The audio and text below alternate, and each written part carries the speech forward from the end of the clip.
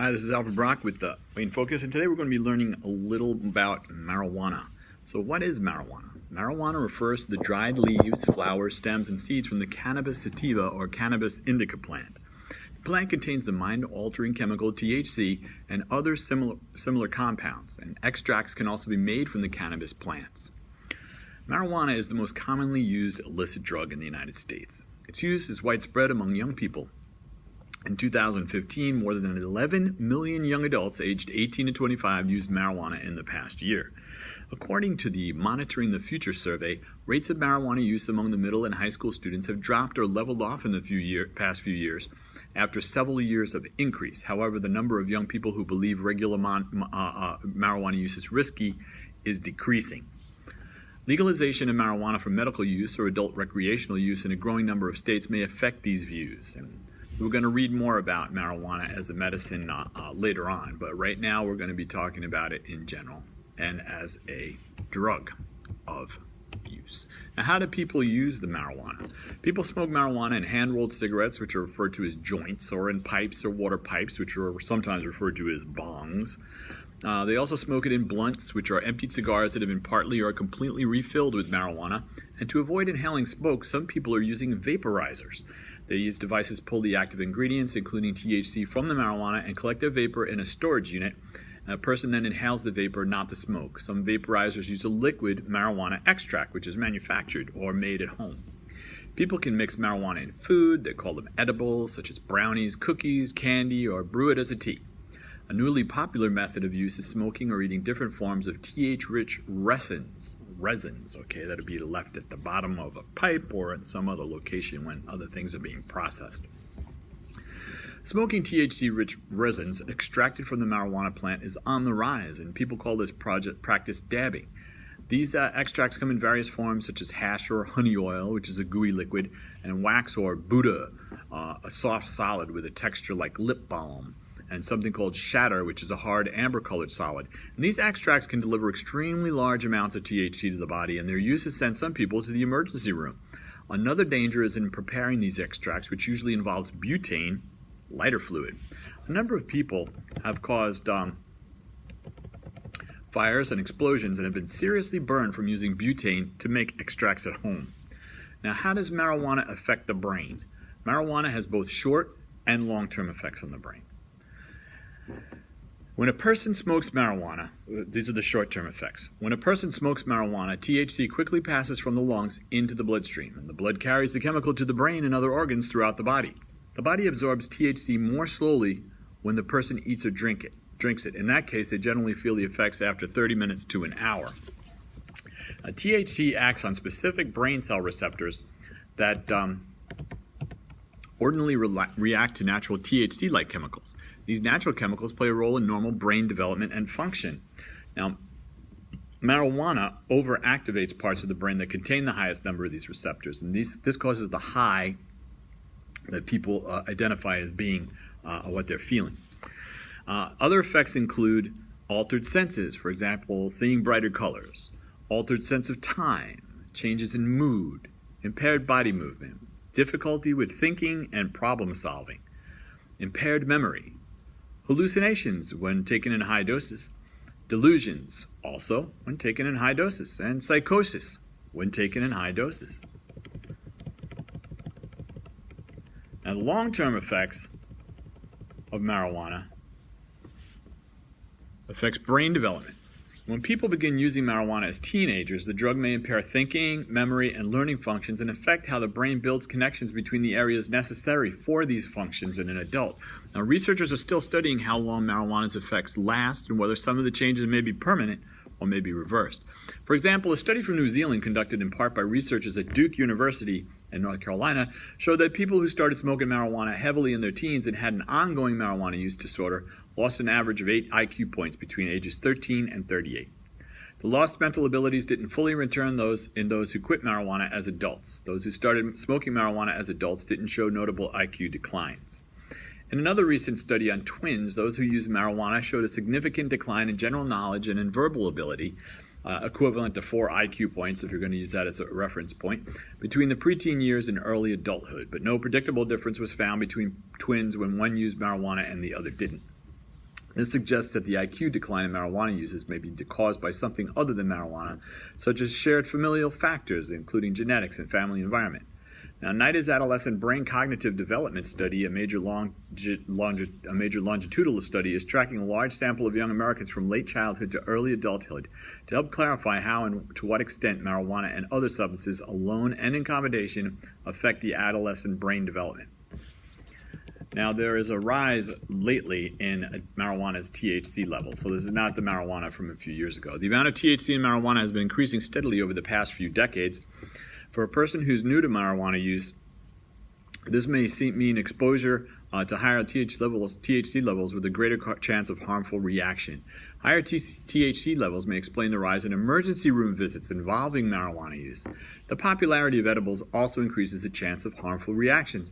Edibles take longer to digest and produce a high, therefore people may consume more to feel the effects faster, leading to a dangerous result. Higher THC levels may also mean a greater risk for addiction if people are regularly exposing themselves to high doses. Now, what are the other health effects of marijuana? Marijuana use may have a wide range of effects, both physical and mental. The physical effects include breathing problems. Marijuana smoke irritates the lungs, and people who smoke marijuana frequently can have the same breathing problems as those who smoke tobacco.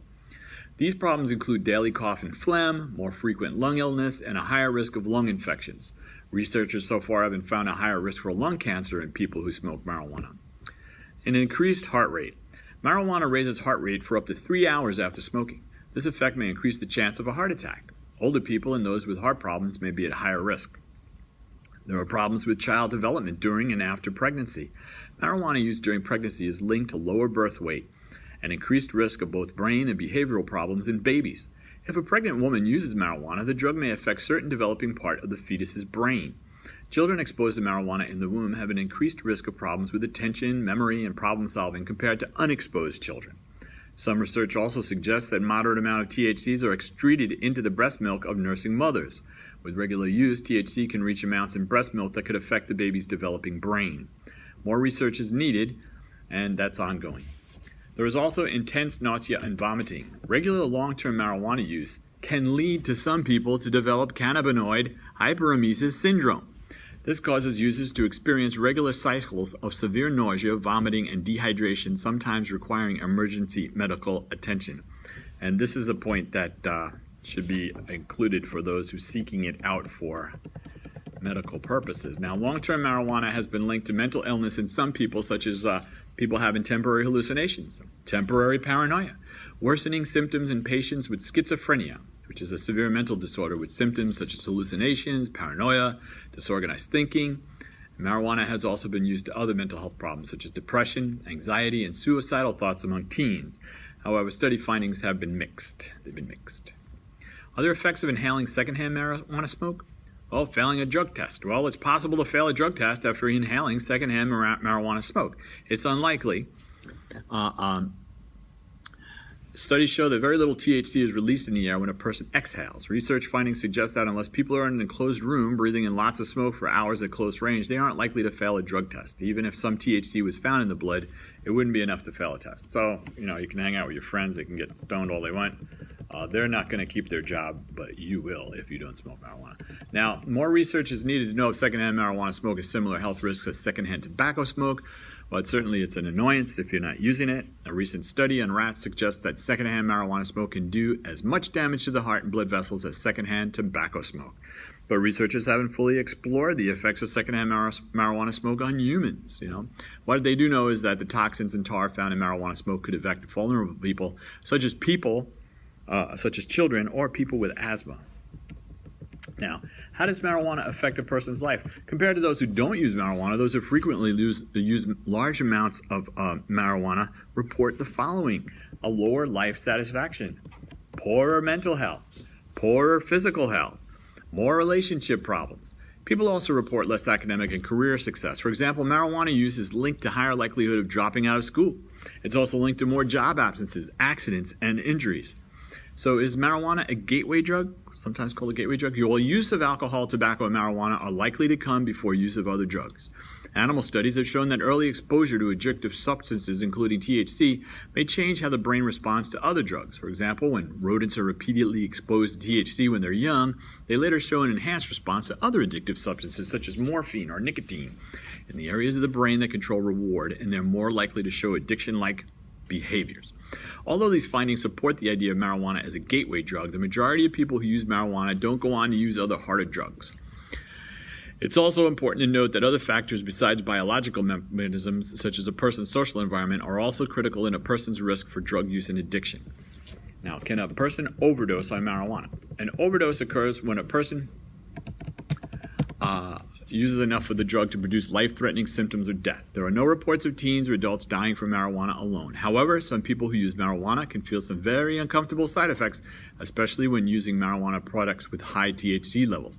People have reported symptoms such as anxiety and paranoia, and in rare cases, an extreme psychotic reaction, which can include delusions and hallucinations that can lead them to seek treatment in an emergency room. While a psychotic reaction can occur following any method of use, emergency room responders have seen an increasing number of cases involving marijuana edibles. Some people, especially preteens and teens who know very little about edibles, don't realize that it takes longer for the body to feel marijuana's effect when eaten rather than smoked. So they consume more of the edible, trying to get high faster or thinking they haven't taken enough. In addition, some babies and toddlers have been seriously ill after ingesting marijuana or marijuana edibles left around the house. Is marijuana addictive? Marijuana can lead to the development of a substance use disorder, a medical illness in which the person is unable to stop using even though it's causing health and social problems in their life. Severe substance use disorders are also known as addiction. Research suggests that between 9 and 30% of those who use marijuana may develop some degree of marijuana use disorder. And people who begin using marijuana before age 18 are 4 to 7 times more likely than adults to develop a marijuana use disorder. Many people who use marijuana long-term and are trying to quit report mild withdrawal symptoms that make quitting difficult. These include grouchiness, sleepiness, decreased appetite, anxiety, cravings. Now, what treatments are available for marijuana use disorder? No medications are currently available to treat marijuana use disorder, but behavioral support has been shown to be effective. Examples include therapy and motivational incentives, providing rewards to patients who remain drug-free, and continuing research may lead to new medications that help ease withdrawal symptoms, block the effects of marijuana, and prevent relapse. Now, there's some points to remember. Marijuana refers to the dried leaves, flowers, stems, and seeds from the cannabis sativa or cannabis indica plant. The plant contains the mind-altering chemical THC and other related compounds. People use marijuana by smoking, eating, drinking, or inhaling it. Smoking and vaping THC-rich extracts from the marijuana plant is a practice called dabbing is on the rise. THC overactivates certain brain cell receptors, resulting in effects such as altered senses, changes in mood, impaired body movement, difficulty with thinking and problem solving, impaired memory, and learning. Marijuana use can have a wide range of health effects, including hallucinations and paranoia, breathing problems, possible harm to a fetus's brain in pregnant women. The amount of THC in marijuana has been increasing steadily in recent decades, creating more harmful effects in some people. It's unlikely that a person will fail a drug test or get high from passive exposure by inhaling secondhand marijuana smoke, but it can be annoying if you're not smoking it. There aren't any reports of teens and adults dying from using marijuana alone, but marijuana use can cause some very uncomfortable side effects such as anxiety, paranoia, and in rare cases, extreme psychotic reactions. Marijuana use can lead to a substance use disorder, which can develop into an addiction in severe cases. No medications are currently available to treat marijuana use disorder, but behavioral support can be effective. Thank you for listening to this information. I hope you'll take it into account, and thank you for listening. Have a great day.